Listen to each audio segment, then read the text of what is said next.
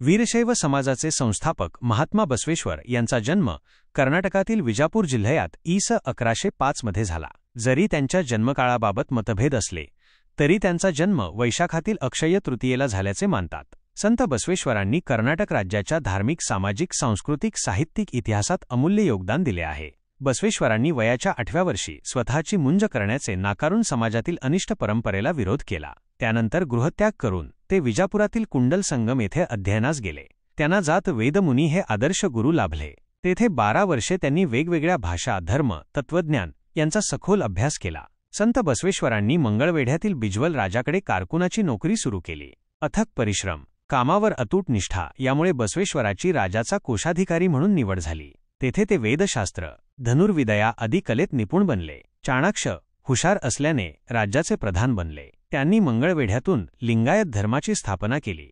संत बसवेश्वर कुंडल संगम येथील संगमेश्वराचे निष्ठावंत भक्त होते. त्यांनी ज्ञान, भक्ती आणि कर्म यांचा सुरेख समन्वय साधला.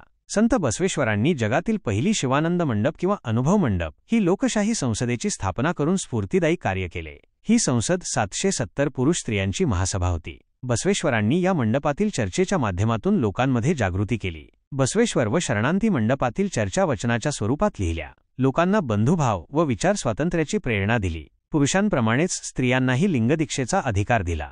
सर्वसामान्य गोरगरीब जनतेला बसवेश्वरांनी सदैव आधार दिला. बसवेश्वरांनी श्रम व व्यवसाय हाच स्वर्ग हा सिद्धांत मांडला. समता हे प्रमुख सूत्र मानून धर्मप्रसार केला. सत्य, सदाचार, नीती, शील, दया, अहिंसेचा प्रचार समाजात केला.